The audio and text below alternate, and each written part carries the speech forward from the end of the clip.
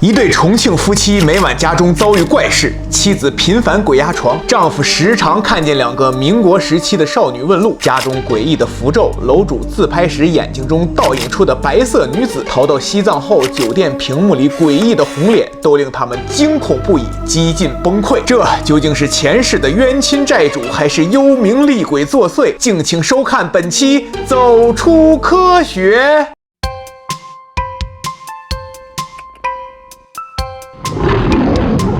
大家好，欢迎收看大型娱乐节目《走出科学》，我是邓肯，他是月月。这两天许多朋友私信要我讲讲近来非常火爆的重庆夫妻搬家事件，于是我联系上了当事人大哥，取得了他的授权。我多次要求支付稿酬都被他拒绝了，他说自己不为求财，不为流量编故事，是真的希望有高人看完之后能够帮助他们夫妻二人。这起事件里有许多道士半仙驱鬼的细节描述，作为无神论娱乐科普节目，咱们就一笔带过，不着过多笔墨，力求给大家把故事讲明白。我也不会放吓人的东西突然冲出来吓大家一跳，请大家放心。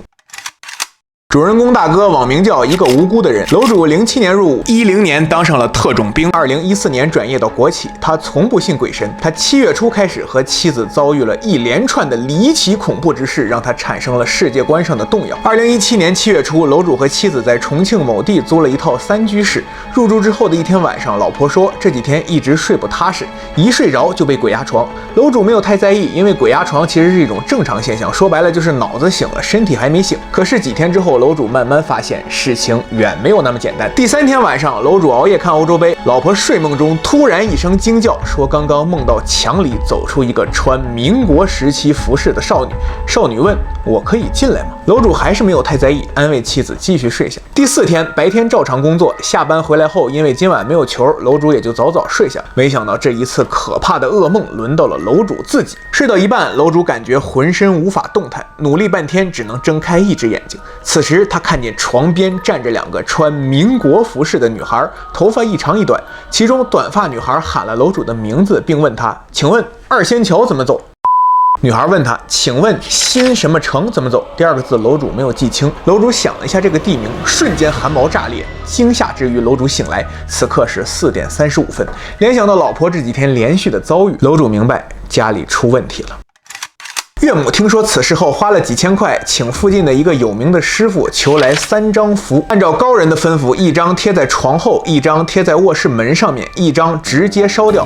楼主一边照做，一边还觉得自己可笑。晚上11点45分，楼主发现家里水不多了，于是下楼买水。出门前下意识地看了一下门上的符咒，好好的，没有异常。12点左右，楼主回到家后，脑袋嗡的一下，他发现门框上的符咒不见了。这是楼主当时拍下的现场图片，他确信贴的时候用了很多双面胶，不可能被风吹掉。他踩在板凳上，用脸贴近看，居然闻到了一股烧焦的味道。门框上还有许多燃烧后的残渣。惊恐之余，他问老婆和岳母，2位都表示没有动过。浑浑噩噩到了第2天，岳母赶紧电话联系了那位师傅，讲了符咒消失这个事儿。没想到对方只疑惑地说了3个字：“这么凶”，然后说了一些安慰的话就给挂了。无奈之下，午饭后，楼主和媳妇儿来到了重庆人求签拜神最喜欢去的老君洞，抽了一支签儿，签儿上面写着吉上。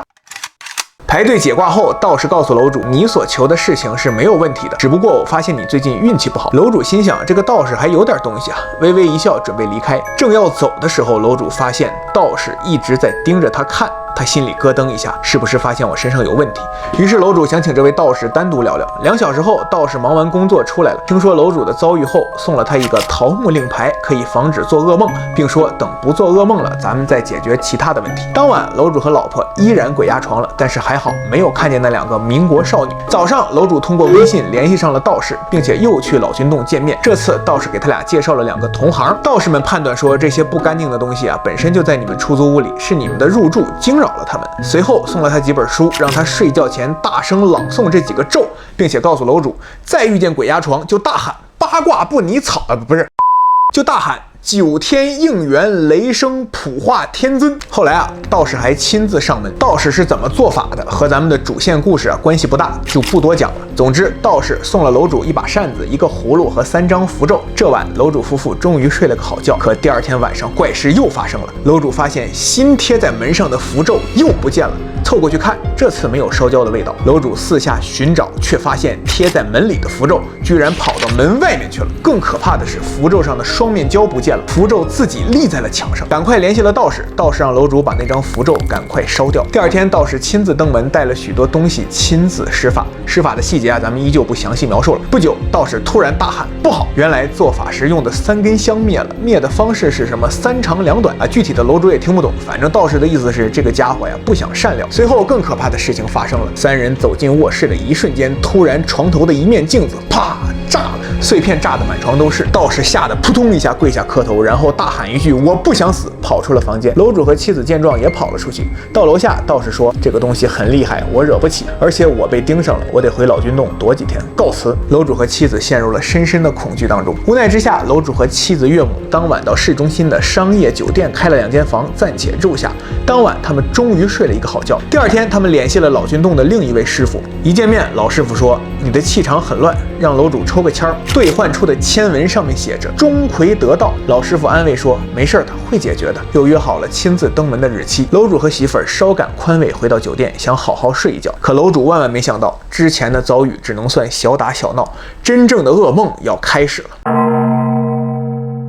夜幕降临，楼主睡着了。梦里，楼主模糊地听到有人在喊自己的名字。他睁开眼睛，发现自己根本没在酒店，而是在一片空地上。他知道噩梦又开始了。随后，楼主看见面前站着3个人，除了那2个民国时期的女孩外，还有一个人。楼主惊恐中费了好大劲儿才醒来。他推醒老婆。老婆说刚刚也遇到鬼压床。楼主死活也想不起梦中的第3个人是谁。夫妻2人就这样哭坐到了天亮。此时楼主夫妇意识到一个重大问题，之前他们一直认为梦里的这2个脏东西是新房里面自带的，可现在出来酒店住居然也梦到了，这说明这2个家伙是跟在自己身上。又过了一个白天，这晚楼主睡下，又听到有人喊自己，又起来看到自己在空地上，又看见了那3个人。楼主这次集中注意力去看第3个人，他一身道士打扮，穿着黑色道袍，面前一张桌子，上面放着一个全黑色的神像，神像前面倒插着3炷香，脚下满地都是黑底金字的符纸。楼主越想努力看清那个人的脸，就越看不清。随后他惊醒过来，抄起手机，凭记忆把刚刚看到的东西画了出来。楼主也希望邓肯的粉丝中有人能分析一下这个梦，帮他解开这个最大的疑惑。之后的几天，楼主夫妇又请师傅一行人来家里做法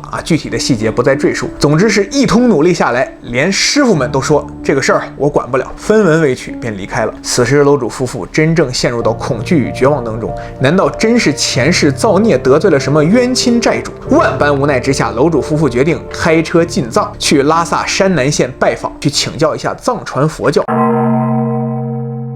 楼主和妻子一路开车，一路向网友报平安。7月16号，在成都酒店这晚，怪事又发生了。梦中，楼主再次听到有人喊自己的名字，还是那片空地，还是那3个人。这次楼主努力地醒了过来，看见自己躺在酒店里。可此时楼主非常惊讶地发现自己居然躺在重庆的那家酒店。我们明明已经到成都了。楼主意识到这是梦中梦，再次集中心力，终于醒了过来。一场虚惊。7月17号，楼主把自己的照片发给了一位高人，没想到高人问：“你现在穿的什么衣服？”黑色。高人说：“那你看看你瞳孔里是什么？”楼主放大照片后看到一个白色的人影。当然，楼主说自己已经麻木了，该来的总会来。7月19号，楼主和妻子顺利到达康定。晚上在酒店里，楼主拍下了这张照片。有网友在电视中看到了倒映出的一张红色人脸。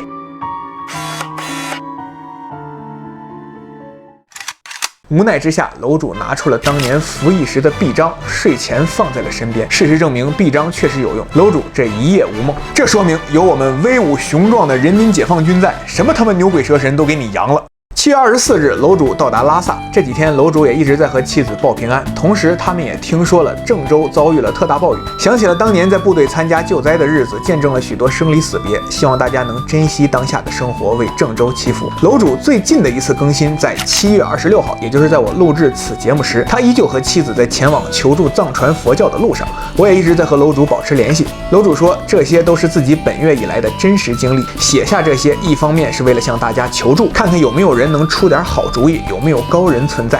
毕竟自己和妻子已经被折磨快1个月了。其次，他也想把网络当成一个树洞，希望大家理解他们。楼主和妻子还在路上，未来的日子，邓肯会随时和楼主联系，并且在事情有进展的时候向大家进行通报。最后说一点我的个人看法，大家都知道邓肯是一个强无神论者，从不相信鬼神，但与此同时，我也相信楼主不是在编故事。通过楼主拿出解放军臂章就不做噩梦这种事儿来看，某种程度上和我的观点一致，那就是什么遇到鬼啊、灵异事件啊，就看是你的胆子大还是他的胆子大，想办法给自己壮壮胆，不害怕了，鬼就不存在了。